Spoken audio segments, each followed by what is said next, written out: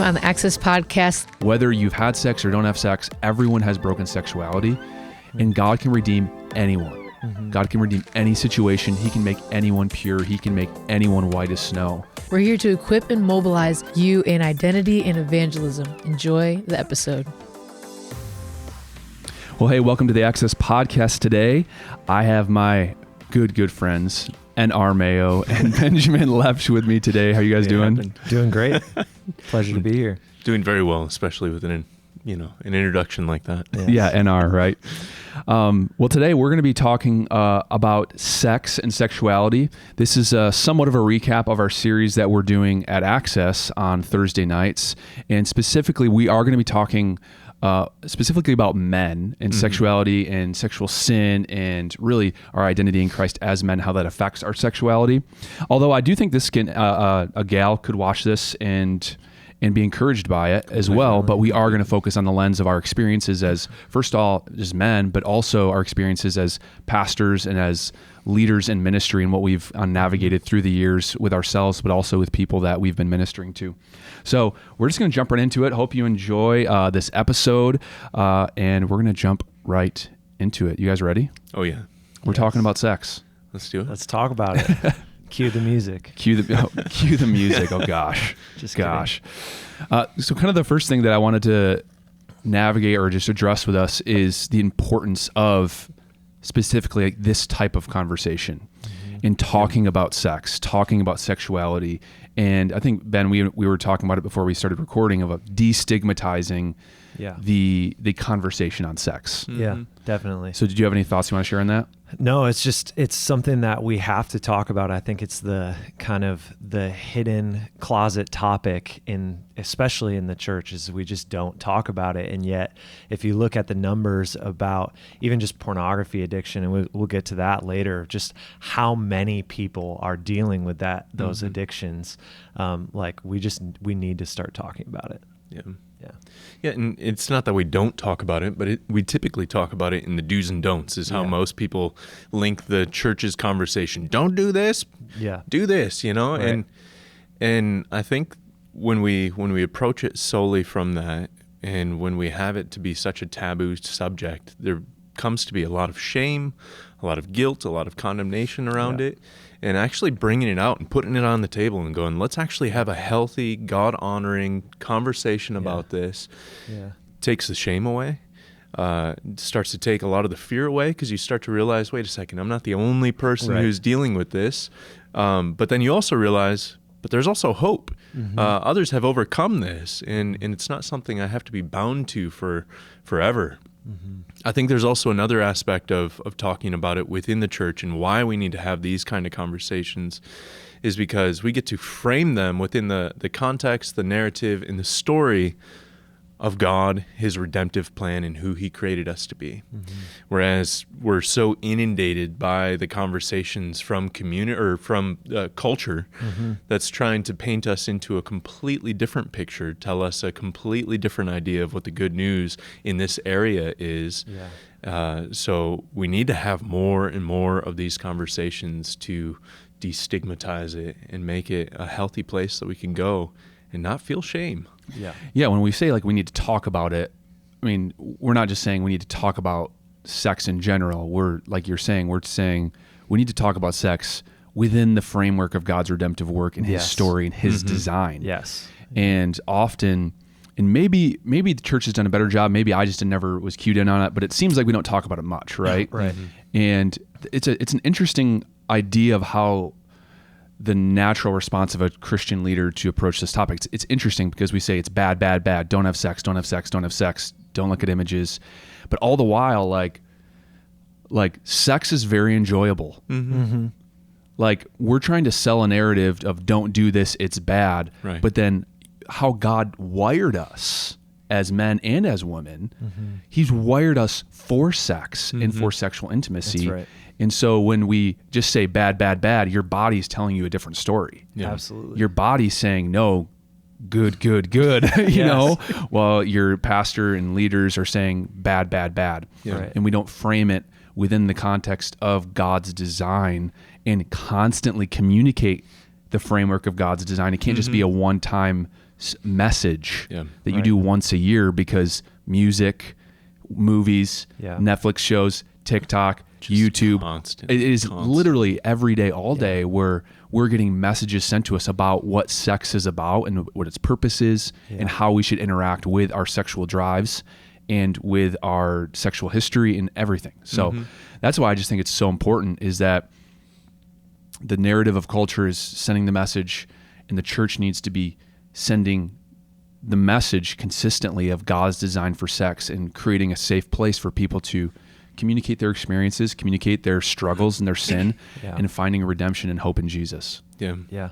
And there is importance, right? What we're also not talking about is putting it out on the table so we can get comfortable with our sexual sin. Right. Interesting, yeah. Right. You know, so again, when we find it within the context, there are things that are bad, but we need to understand what that means, right? We need to understand what bad means. It's not just that it's a bad thing, but it's doing unfortunate things to us. And when we get a better understanding, I'm sure we're going to dive into that in this conversation.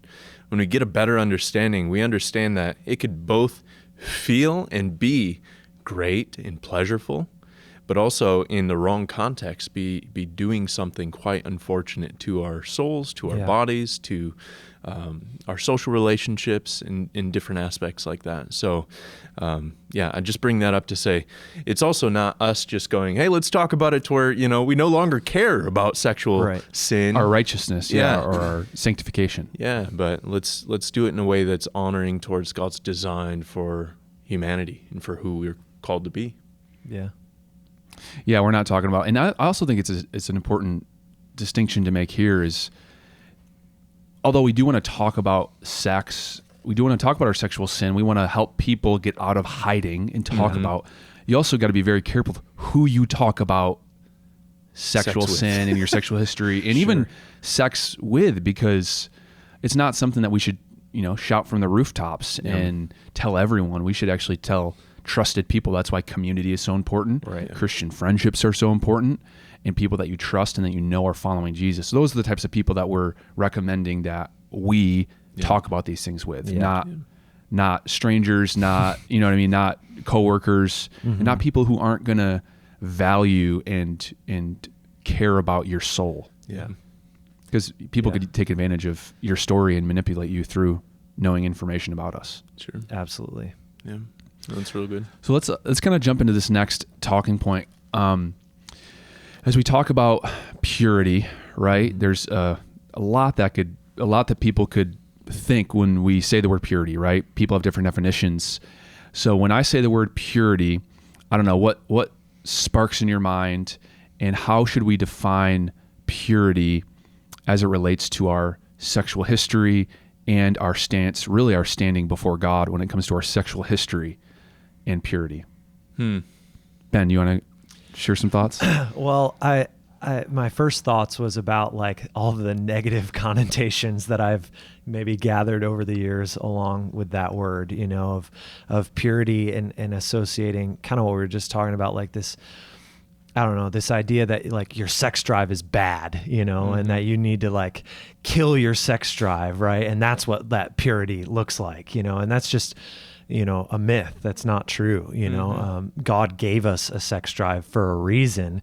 And, I was just talking about this the other day with somebody, and, realizing like if we're constantly feel like we're fighting a battle, if and that battle is perpetual forever, then maybe we've missed out on the redemptive nature of God and how he, like what you were saying, wants to re-story us to his story and say, this isn't bad. He actually created us for it, for sex and to have a sex drive. But what does that look like in the redemptive and healthy way that he designed us for? And so I think that's more about what purity is. Purity is about coming into alignment with a view of sexuality that is, God's view of sexuality. Those are kind of my initial thoughts. That's really good. Yeah. In the discipleship program, we talk quite heavily about formation, malformation, right? And typically we can get almost this dualistic idea of it's either good or it's bad. But when we understand that that we've all gone through life in a certain way that has been malforming, right? We talked about culture earlier. Romans 12:2 says, "Do not be conformed by the patterns of this world, but be transformed by the renewing of your mind." We are malformed or misformed or formed in the wrong direction by all sorts of different experiences that we've had, that we've misunderstood, right? Some young guy enters into whatever it is in early age of sexuality and misunderstands what's happening there, right? It could be something as simple as a first erection and going, what do I do with this? And there's a misunderstanding there, and without turning towards what the original blueprint, what the original design, what the original vision and identity is for that thing, can unfortunately get malformed, not intentionally, but it does happen. So when we talk about purity isn't just not doing certain things. It's actually having a right vision of what God called these things to be in the first place. Something is pure. Gold is pure when the impurities are not in it, right? It's not, well, it's either pure gold or impure gold. Well, gold could be impure, but when it's refined, when it's put through a process of that refining, that fire, that vision of what it actually can be, the impurities start to burn out over time. Right. So to my short answer to your question of what is purity, it's having the right vision. Now, we could be moving into purity or in purity, even malformed, as we're being formed and conformed to the image of Christ, right? It's a process. It's not a light switch. It's something that we're growing into. So purity is having that vision before us and then steadily fumbling towards that vision. Does that make sense? Yeah, I hear you saying that it's not binary in a sense, if I can use that word. It's not just one or the other. It's like you're pure, and then you have sex outside of marriage, because we would hold the view that sex is to be within the boundaries of a male and female covenant marriage, right? That's the healthy God's design for sex. Anything outside of that, you are therefore unpure from this point on, and there is no possible way for you to become pure. Right. That's kind of like I would say the way that I viewed it growing up, right? That was my natural response to purity, was that as long as I don't have sex, then I'm pure, know? And all the while, like my story is, discovering pornography, masturbation, fantasy when I was 11 years old and doing that all the way up through my teenage years and judging all of my friends at school. Well, all of them they're all having sex while, there's masturbation going on and all this crazy stuff, but I'm the pure one, right? Because I'm not having sex. Right.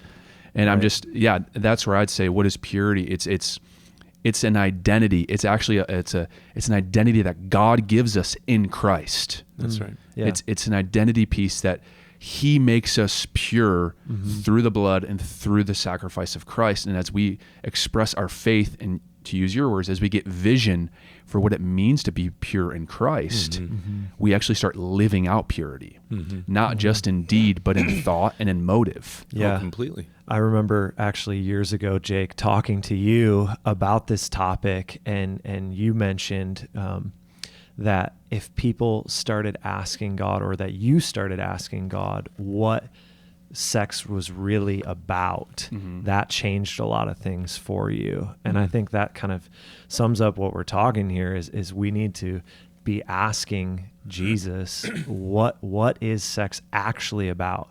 Is it about these physical actions? Is it about our sex drive? Is it about our sex? Is it specifically the physical actions that we're doing, or is it about something deeper? What is sex meant for? What is sex meant to do? Yes, procreate, but beyond that, what is sex meant to do? As a place of intimacy between a man and woman, so. Yeah, and that gets into, I think, the vision, the purpose, the purpose of sex, and why did God create it? We just as Christians, and as a American culture, we're somewhat moralist, meaning we like to just talk about morals. We're like, okay, we don't really care about the purpose. What can I do? What can I do? Yeah. Don't worry me with the purpose, Just give me the boundaries.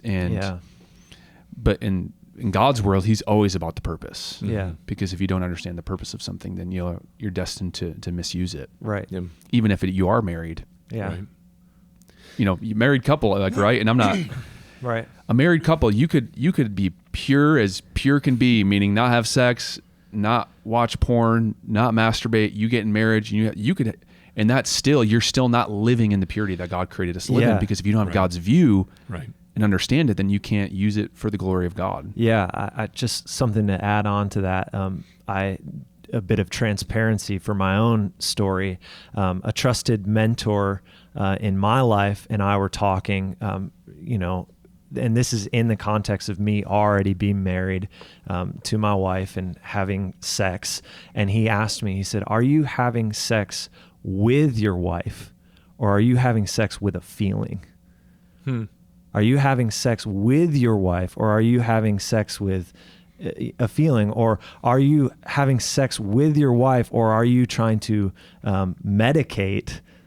What needs are you trying to meet in yourself? And I think this kind of hits at, we're kind of dancing around this idea of asking God, what his vision for sex is, and maybe to just hit on what God's vision of sex is. I think it's meant to be a place of pure vulnerability and intimacy with a person where you're letting all your guards down, you're letting all your walls down, and you're meeting that person in the most vulnerable, intimate expression that you can have through sex. And you can totally not do that even in marriage. In our previous definition of marriage, of purity, we can say, oh yeah, I'm pure because I'm having sex in marriage, but I wouldn't even necessarily call that pure if I'm just having sex with a feeling or having sex with my wife in order to meet these, maybe things in me that I'm actually trying to cope with through sex. Yeah, and I think you can't have true spiritual godly purity without Christ at the center of it. Right. Absolutely.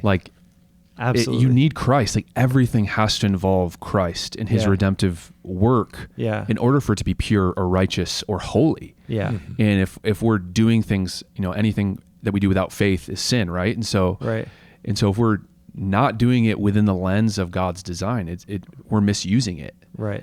And I could go, literally, we could probably have this conversation for an hour and a half and maybe we should, I don't know, but I one thing I'll say too, just that's helpful for me, is that I always kind of wonder, why, God, why do you want sex to only take place in marriage, And as I learned that sex is meant to be this thing of true vulnerability and intimacy with a person, that's why it makes sense that there's a covenant in place, because if I'm having this extremely intimate, vulnerable, experience with a person, and there's a chance that they might walk away, or they might leave me, or they might reject me after that. There's not a foundation of trust built there, but when there's covenant, there's trust that says, I love you and I'm committed to you no matter what. So I know that might be I think it's worth saying but, here. No, it's not off topic. I think it's worth saying here that,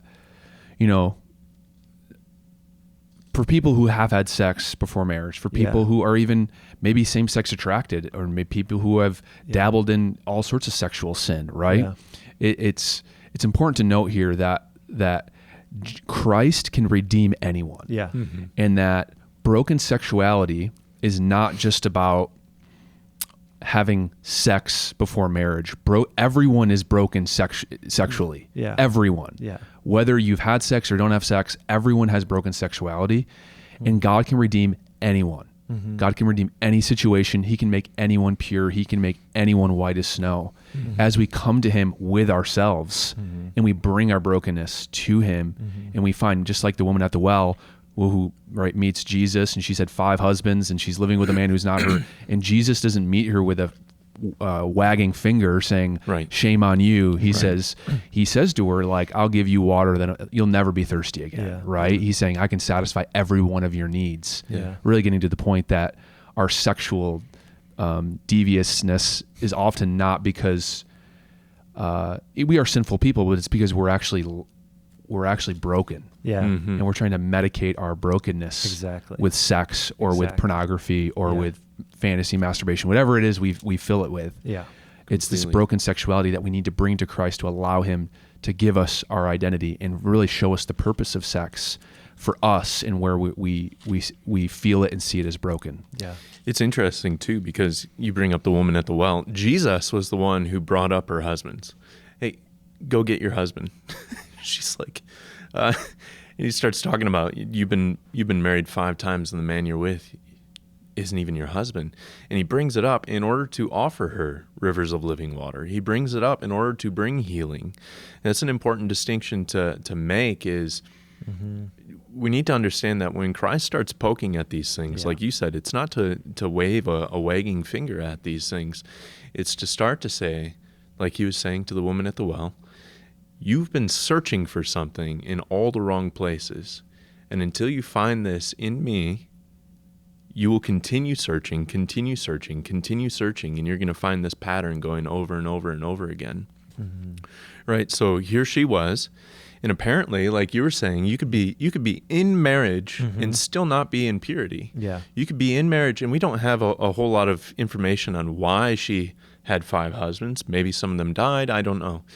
But it seems as though the reason she was going into marriage was for searching something that wasn't the purity in the pure form of what God had for marriage. Otherwise, those marriages would have been lasting. Yeah. She may not have been going at the time of day that she was because she was feeling shame, all these different aspects, right? So I think that's an important distinction to bring up at this point of going, again, the reason why we have these conversations is because Christ wants to get in here. He wants to restore our vision back to what he had intended in the first place. He wants to heal these places of our heart. And it's, That's good. I was thinking through, typically we know John 3:16, for God so loved the world that he gave his only begotten son. If we go to John 17, I think that this is a great distinction here. It says, indeed, God did not send the Son into the world to condemn the world, but in order that the world might be saved through him. I think it's the Message translation that says, he didn't send the Son in to wag a condemning finger at, but in order to bring all things back to right again, to restore things back to his original design again. And I'm kind of stealing the conversation real quick. No, but please. we've kind of touched around this idea of what God's design is for marriage, but I want to pull it out of Scripture and just put it plain and clear for us right here, right at the beginning. So Genesis 2, Adam just had Eve taken out of his rib. He looks at her and says, the bone of my bone, flesh of my flesh, the one called woman.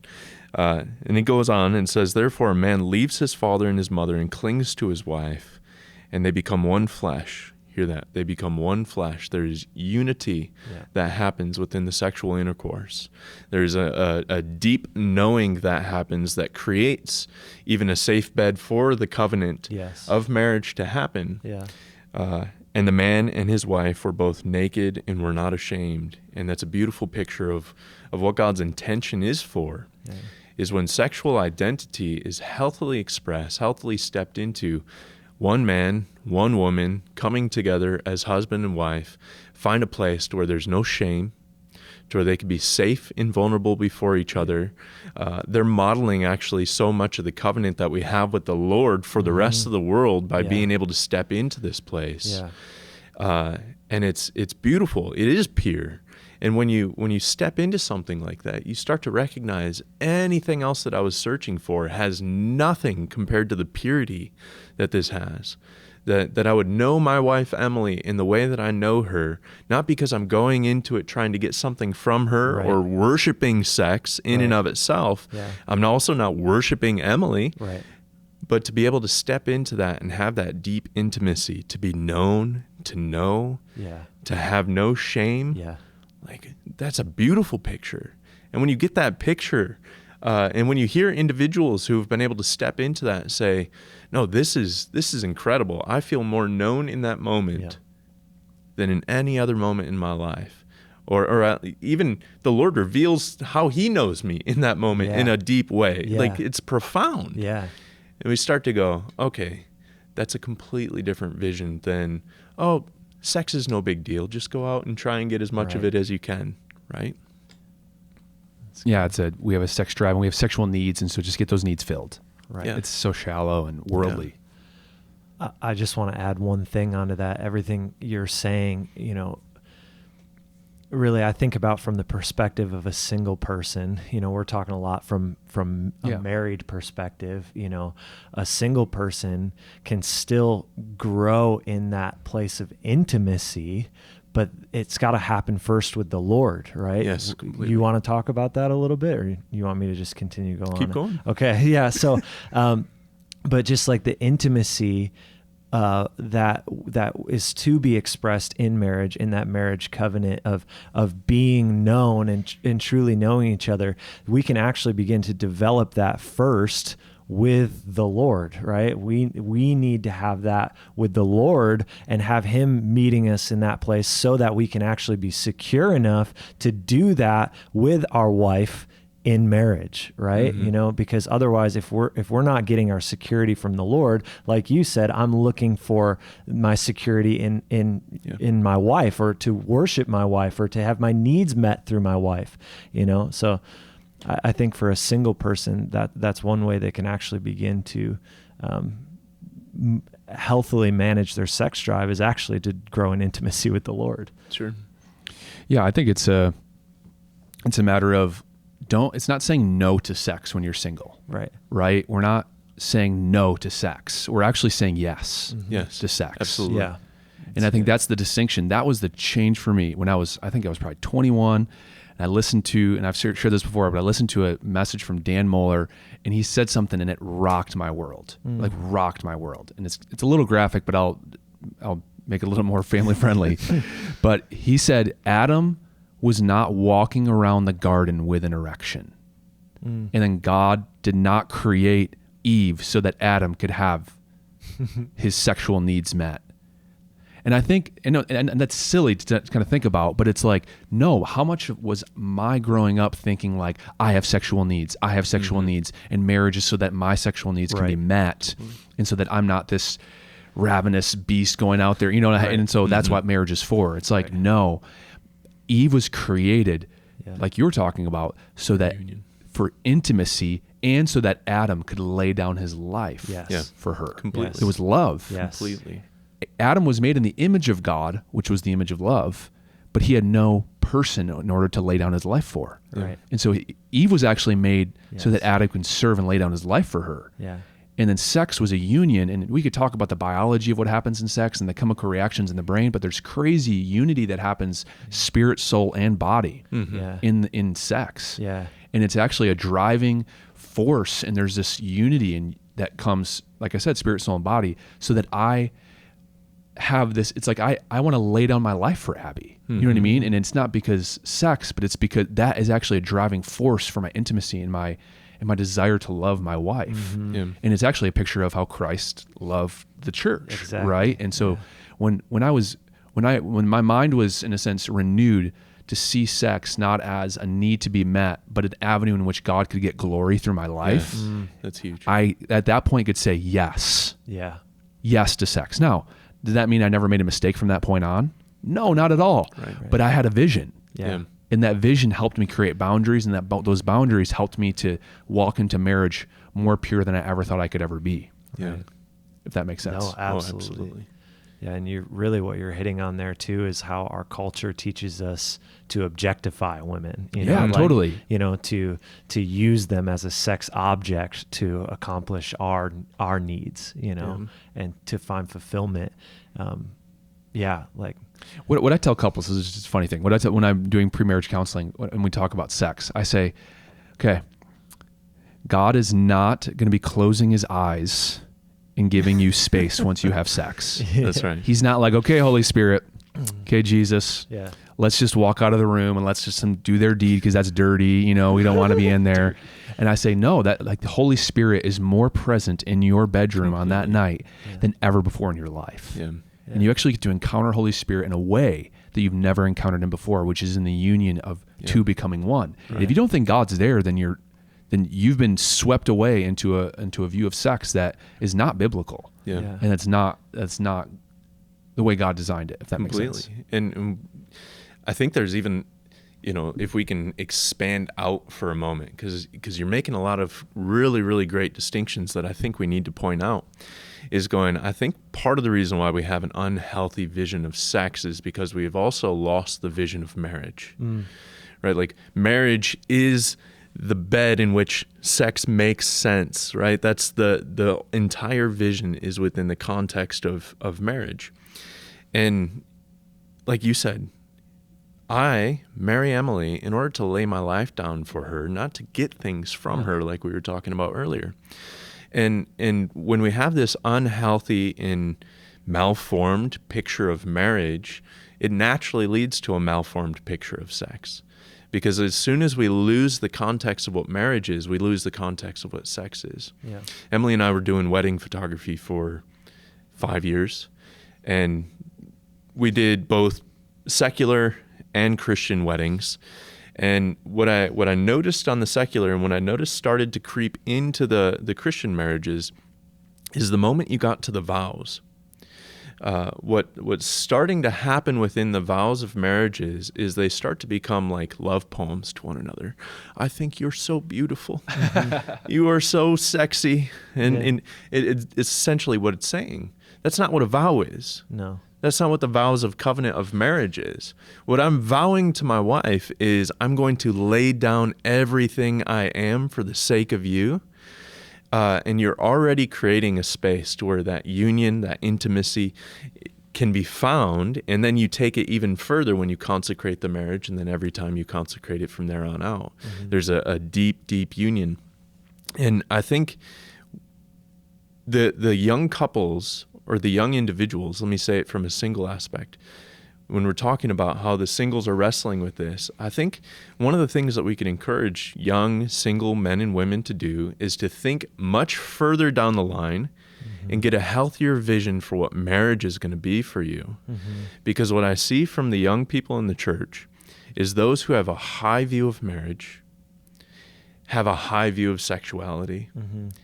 And they pursue that high view in a much different way than somebody who hasn't caught a vision for that at all. Does that make sense? Absolutely. And what we're saying over and over and over again is getting a more clear vision, getting a more clear purity of what that identity is, what that vision is, what God's purpose is for sex, but then also for marriage. And if somebody's called outside of marriage, then getting a pure view of what celibacy looks like. I think we can even blow it up a stage further beyond just marriage in our human interaction and say, what's the difference between sacrificial love and objectification? Completely. Are we completely. sacrificially loving people? Because love is about giving sacrificially. Jesus, the perfect picture of love is Christ on the cross, right? Are we doing that for people, or are we using them as objects for our gain? And I know that sounds really serious, but I think we don't realize how often we're doing that. How often there are deep subconscious things that we are medicating or needs that we are meeting through the use of other people. And I think that is just, fits right in with what you're saying. In our freedom classes here, we say the first level of freedom is freedom from bad definitions. And what we're talking about is a bad definition of sex, bad definition of marriage, bad definition of love. Yeah. In a purity, yeah. In a purity, and knowing where we need to get right definitions from. Again, this isn't, saying it's solely about what's right and what's wrong, but there is an aspect where we need to pursue right definitions in order to have our hearts and our minds aimed at the right place. Yeah, and I think as I've done pre-marriage ministry, and as I've just ministered to people over the years, I've met people who have very colorful sexual histories, who are way more pure and secure in their identity in Christ than an individual who's never had sex, but is secretly battling with all of these sexually perverse thoughts, but they don't act on them in a way with a gal or with a guy. And all that to say, like, it shows that it's all about the relationship with Christ and what we're living out, not what we're not doing. Right.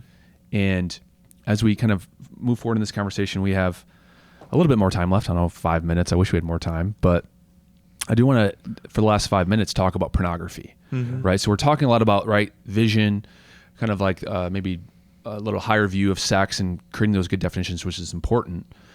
But I do want to talk about pornography and the effects of pornography. And, you know, the odds are, I mean, the statistics, you see different statistics, but some statistics are 60% of women in the church are watching pornography monthly, and then 80% of guys in the church are watching pornography monthly.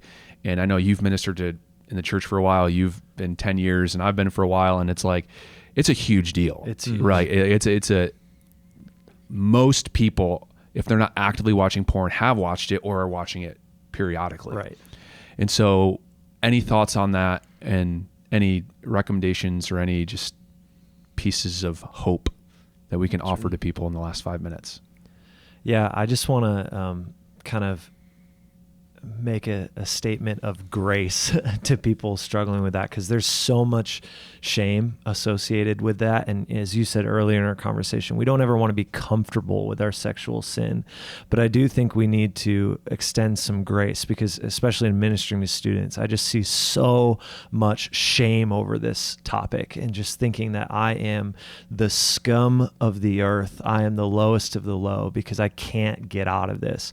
And I just want to say to people who might be feeling that way, like, realistically, the fact that you're addicted to pornography is not really even your fault. Like, we live in such a hyper sexualized culture. That's why those numbers are so high, you know? But there is hope. There is hope to move out of that, you know, and maybe you guys have some thoughts on how we move out of that. Sure. I think if you're, I think it's a good distinction of saying it's not necessarily your fault. There are tons of things that are forming you. But then to also follow up and say it is your responsibility. Yes. Right? And one of the biggest things that I'm helping the young adults going through the program that I'm mentoring is recognizing that, one, the devices that are in our pocket are kind of actively working against us. They're not neutral, right? I've done a case study with Emily to where I've been free from pornography for years, and I don't click through on things. I'm not watching different things, but every night at about 7 or 8 o'clock, if I were to go to my Explore page on Instagram, guess what it's trying to put before my eyes, right? Yeah. Women in bikinis, right? All these different images of women being objectified. Yep. And I mean, this is to a pastor who has been free from this, who, if you look at my history, you can You take follow my phone. Nothing but philosophy Exactly. and pastoral ministry. I'm going, you need to know your audience, Instagram, but Yeah. at the same time, it does know its audience. Exactly. It knows that I'm a guy who has desires, who wants those desires to be filled, and is trying to hit me. You take that and you expand that and you realize, man, every young guy, every young lady is having these things hit and inundate. And this is where you're saying it's not necessarily your fault. Right. Like the system is working against you. Yeah. Since you were 5 or younger. Yeah. But then taking responsibility and going, no, I choose to call evil for evil, right? To call purity for purity. I choose to get God's vision for my life. I take responsibility for that in my life. It doesn't mean I need to take on shame, but it does mean that I need to take action and start warring against the things that are warring against me. Start warring against and start valuing the identity that God's put in me and the purpose He's put in me, and having a high view for that and going, anything that's trying to challenge that, I'm going to challenge. I'm going to, even if you need to click through for a second, hit those 3 dots up at the top right and say, not interested. And you could start changing that. And I do that. And then 3 weeks later, it tries to hit me again. But taking those actions and just going, I'm going to start taking responsibility and realizing we're growing in a sense of maturity. That means I'm going to stand up and fight for what's pure, what's right, and what's holy for the sake of the vision that God set before me. Yeah, It's really good. that's like so good. And I think as you do that, I think the thing that I've noticed with myself when I was battling with pornography and masturbation all through my teen and even young adult life, was I always made myself promises. I am done. Yeah. I am never doing this again. Right. But that's a trap. Yeah. Completely. Because, right. So what'll happen is like, I can remember so many different seasons where I'm like, I'm done. I'm going to go tell someone. And I go tell a youth pastor. I tell my dad. Right. And I say, I'm done. And then 6 months later, I'm back into it. And then because I've made that vow, I feel shame to even say I'm back in it. And so then I don't tell anyone. So then I'm actually in a worse place than I was before doing, looking at worse things, doing it more frequently because I'm like, I can't say it. I can't tell anyone because I told them I wasn't going to do it anymore. Yeah. And so I say that to say, don't make promises. Yeah. Don't say you're never going to do it. Get the vision. And then you said it earlier, stumble forward. With Christ. With Christ, right? Like stumble forward in community, right? Yes. It's like tell the right people, but don't say I'm never going to do it again. Say I'm moving forward in my vision. And as you do that, Christ will actually start to renew your mind and the scriptures will start to renew your mind. And then you'll look forward 2 years. And actually a lot of studies, like as far as like studies of the brain, it takes like 2 to 4 years to actually get free from an addiction like that. Sure. And so to have a short view of like, I'm going to conquer this in the next month is like probably not realistic, yourself up for right? failure. It's like, no, give yourself 2 years to like move forward in your purity and be consistent and bring people into community or bring people into your story that are trusted, but follow Christ and give yourself grace, like you're saying. And like, let's do that. 'Cause the goal isn't for us, right? The goal isn't for us to never watch porn. The goal is for us to be pure before Christ. Right. Completely. And so like, that's the goal. Right. And as you do that, then that gets taken care of. And I strongly recommend all the filters and different boundaries that you put on to avoid it. But at the same time, you gotta have the long view of it. And you gotta realize that it's going to take longer than 1 month to be free from a lifetime. Really, for a lot of people, it's like 10 years of addiction. Sure. Yeah. So, and we could talk about it for probably another hour, but let's give some parting thoughts as we kind of close out the episode. Yeah, parting thoughts on this topic of pornography. My own journey, I struggled with that, very heavily from the time I was in 7th grade and even into marriage and into ministry. And it absolutely was and has been a process of walking out of that. And just one really practical thing that I want to say about that was a game changer in that journey for me was realizing that the problem wasn't so much pornography and lust and need for sexual release. That's part of it, that you're wired in that way, and that's part of it. But it was coming to a realization that I actually was dealing with a low-grade subsurface anxiety my whole life. And I had an anxiety and a stress that was constantly propelling me through my life. And that the best way that I had found since the time I was in 7th grade to meet that was pornography and masturbation. And so even when I knew that I didn't want that anymore, even when I hated pornography, I would still compulsively go to that because like I didn't realize it, but it was because that's all I knew how to deal with anxiety. And I didn't even realize that I had anxiety. Right. Like truthfully, like I knew all the outward signs of overt anxiety, but I didn't know how to recognize the deep-seated anxiety. And that really only went away through years of intimacy with the Lord, of allowing him to show me those things and heal them. And then honestly, counseling and talking to a counselor and walking through my past and my family of origin history and realizing those things that have gone on. And so I would just say to someone who's struggling with pornography, who's been in the fight for a long time, keep going, but to maybe porn isn't as much of your problem as you think as something else. So to seek out, what is it that you're actually trying to meet? What is the thing that you're actually trying to, I've used the word a few times, medicate through pornography. So yeah. No, that's huge. Yeah. That's huge. I would echo that in saying, if you could start, one, realizing that oftentimes pornography, masturbation, all these different things that we're discussing right now are habitually rhythmed into us, right? If you start to watch your rhythms of your day, chances are you're hitting probably the same point in the day, and you've built this literally into your operating system. Oh, it's like a notification that shows up every day. 6 o'clock hits, I'm, or 9 o'clock hits, I'm in my room, bink, here it is, here we are again. So understanding that, and then starting to build some other habitual rhythms into your life of even just the smallest little rhythm of just pausing and asking the Lord even better, what is it that I'm actually hungry for right now? What is it that I'm actually searching for? Am I medicating because I felt rejected today at work or something like that? The other thing is, I had another thing, but well, one thing I'll just say on that, there's actually a phenomenal application out there called Fortify that really helps people do that. It's a phenomenal application that presents you with healthy information about what pornography is and does, and helps you also track what you're feeling throughout the day, and you can begin to identify like patterns of behavior. Nice. And then you can start to say, oh, I'm always dealing with porn on Friday at this time. Like, what's going on? What happens on Friday? The day before that or the morning of that is making me feel so stressed and anxious that this is what I feel like I need to do.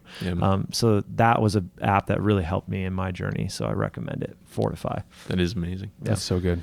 The other thing that I was thinking of was, we were talking about stumbling towards the light with Christ, right? Stumbling forward with Christ, and understanding that Adam and Eve, in their shame, ran away from the Lord. And that tends to be our default mechanism as well. And understanding just as much as God is present in the marriage bed, he's also present, like God wasn't out of the room when you were doing whatever it was that you were doing, and recognizing that he didn't turn away from you. You don't need to turn away from him. Even if the moment afterwards you come to realizing, oh, there I did it again. Instead of operating in the shame and running away, turn and run towards the Father. That's the best thing that you could do. Turn and run towards Jesus, and even reflect then, Jesus, I did it again, not feeling the shame, but going, what brought me to that place? Why did I do that? And the more you do that, the more you will start to realize, wait, maybe I don't have to move forward on this thing. Maybe I could just run to Christ in the first place. But again, that's a 2 to 5 year journey of building these habits into our lives. So that's my other thing, is refuse to run away from the Father, run towards. That's a great way to end. Well, guys, thank you so much for joining us on the podcast today. This was a treat. Thank you. This is a huge treat. This is my first time. And this is your first time on a podcast? This is my first time. You did a great job, dude. Thank you, man. You crushed it. All right, we'll see you guys. Hey guys, thank you so much for joining us today. If you found this episode helpful or impactful at all, go ahead and like and subscribe to our channel, and go ahead and share it to someone who you think it can impact as well. See you next week.